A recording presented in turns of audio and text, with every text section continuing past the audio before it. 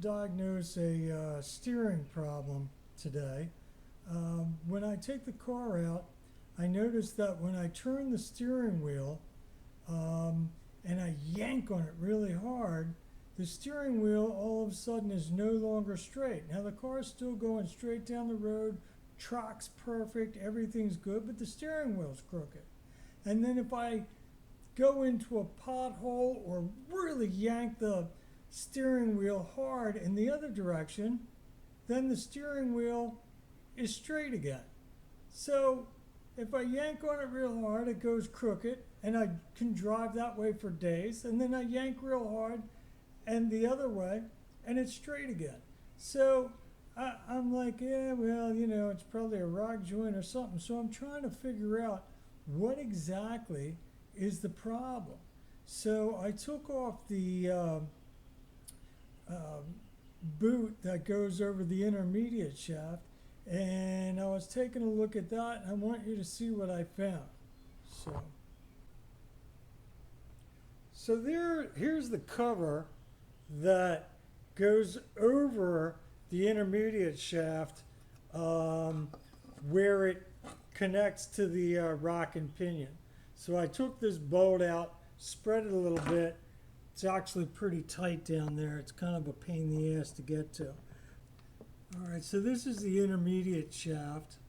All right, you can see these two lines are lined up. All right. Now and then look down here. See this pin? See how it's up against this stop on this side? Well, watch this.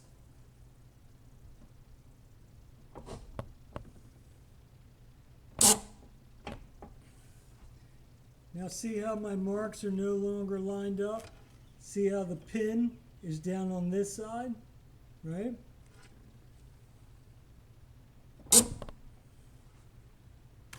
Safety pin is back at the top, and my lines are lined back up.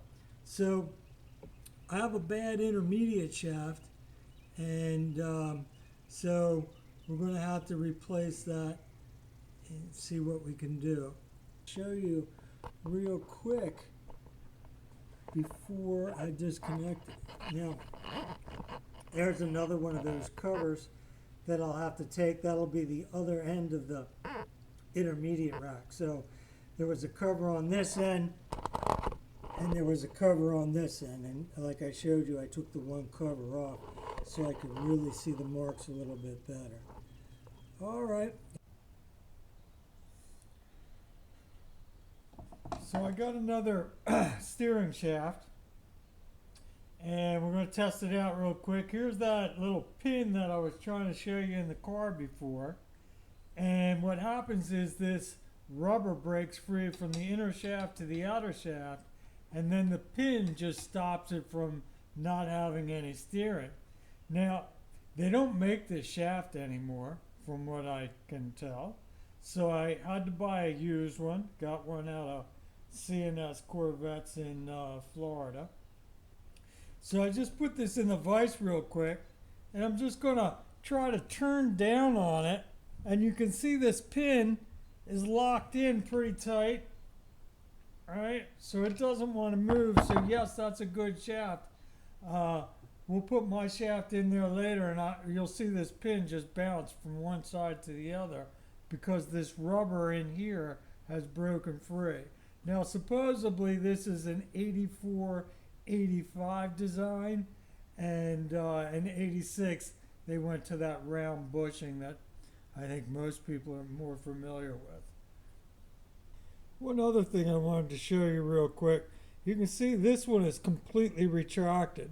These from here to here move in and out, so you can get this steering shaft in and out of the car. Notice on this one, I do have it retracted enough to get it out of there, but notice that it's definitely longer at this point. And so we'll go ahead and we'll pull that bolt out down there. I've already pulled out the bolt on this side, and so 2 bolts and this thing will come right out. So we'll put a little liquid wrench in there. That's where the shaft shrinks and gains length and shrinks, and it's a really stiff. So we'll put a little liquid wrench and try to. There we go. See how that much longer now. See if we can't shrink it back up.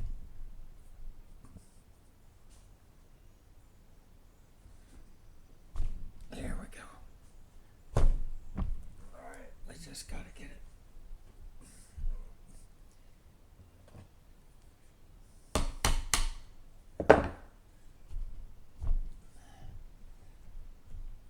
Do that once or twice.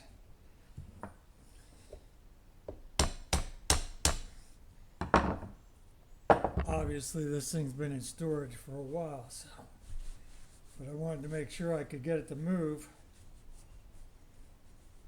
before I go ahead and install it. So one other thing you want to make sure is these ends are opened up, so when you slide it up on that shaft, you can get it into that shaft. So just put a little screwdriver, pry bar, whatever, hammer that in, spread this joint apart just a little bit so you're not fighting it when you get the shaft in.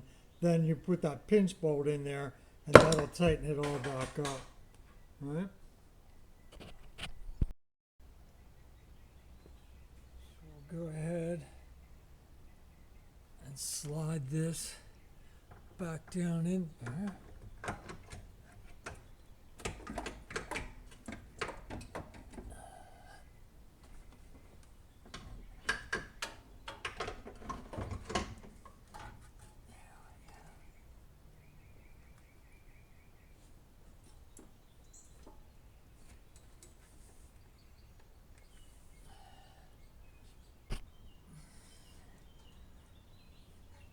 Try to line this up.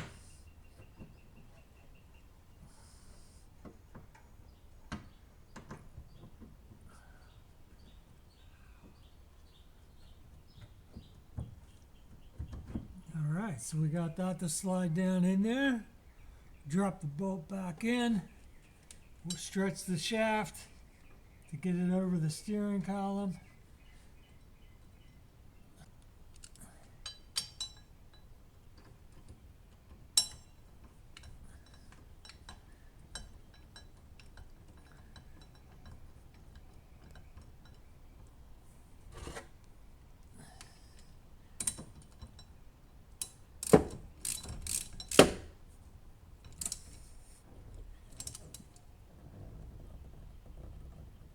Tighten that back up.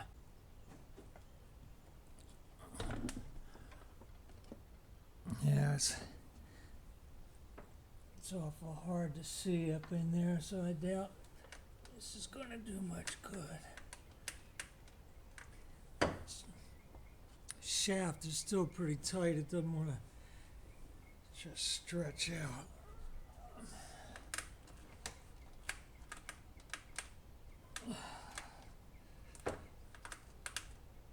I'm gonna have to give it another little whack. Make it longer.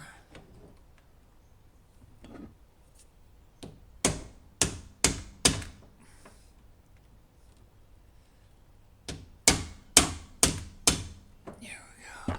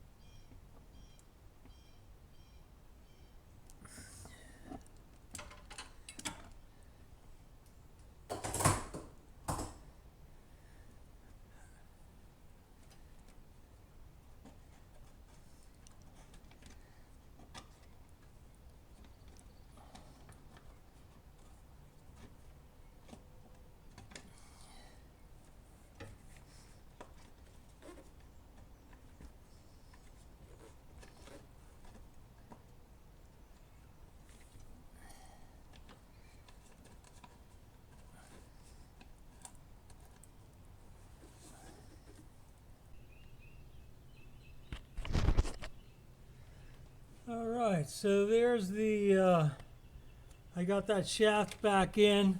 I got these covers on, right? The heat shield, because this one is right on top of the exhaust manifold, right? And then I got the shield back on the other side, right? Which is that big plastic guy right here.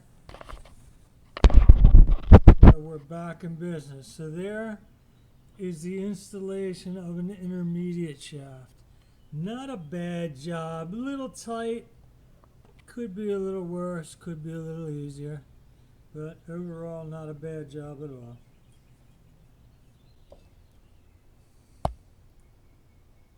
I think what I'm going to do with this is my old shaft. I think what I'm going to do with this is I'm either going to fill this with a weld or possibly put a cap so it can't move,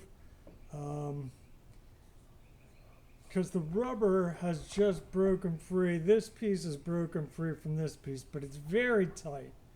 And considering they don't make them anymore, just to have a spare, because that one cost me 75 bucks and it's 40 years old. Who knows how long that one will last.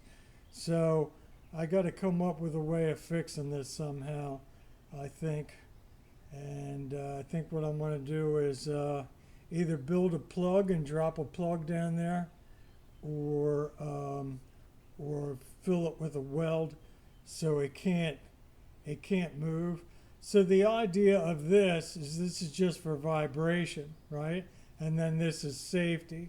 So if I weld this all up to make this one piece, then yeah, I took out the vibration part of it, but I don't feel any vibration in the steering column, so I'm not sure that it's really going to matter much, but I think that's what.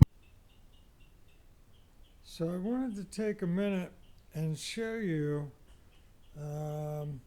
what my neighbor actually did with the old shaft that I just took out the car. Now, if you remember the other day, this pin bounced back and forth across the stop, right? Because this rubber was broken free. It was still very tight, but it had broken free. So, fortunately, I live in NASCAR country, and there are a lot of really good mechanics and engineers and all sorts of stuff that are around here. And my neighbor just happens to be an engineer for one of the race car teams. And what he did was he actually built an insert, and it's very hard to tell, but he actually built a sleeve. You can kind of see it right there. Put the sleeve and then drilled a hole in the sleeve and then sent the sleeve down into that slot, and then TIG welded the sleeve into the slot so that pin can no longer move back and forth. And he did it on both sides, right? Built this thing, and so it really turned out well, right? I mean, you can kind of see the sleeve right there that he built. And what that did, instead of just filling the whole thing with lead, or not lead, but with either a MIG or oxy and acetylene or TIG, is it kept all the heat out, right? Because he put the sleeve in there and then TIGged the sleeve inside. He TIGged the sleeve to the shaft, and by doing that, he put very little heat into this part, right? So, great job. Obviously, now I can keep this thing as a spare, and sorry, I just walked away because there's a B-29 flying over my house, one of those flying fortresses. Wow, what an incredible sight. But here's that, if you can see, here's that sleeve that I'm talking about. And so he just built a sleeve that fit inside that hole, then drilled through the sleeve, dropped the sleeve down between the dowel pin and this other shaft, and then tigged it. What a phenomenal job. Looks great, super tight. And I wouldn't be afraid of using this thing if I have another problem with this, being that, you know, these shafts are 40 years old and you can't get them anymore. So the only thing you can do is rebuild them somehow. So this is what just flew over my house. I got to go out to the airport yesterday and see it. It's one of two left that are still flying. So incredibly cool.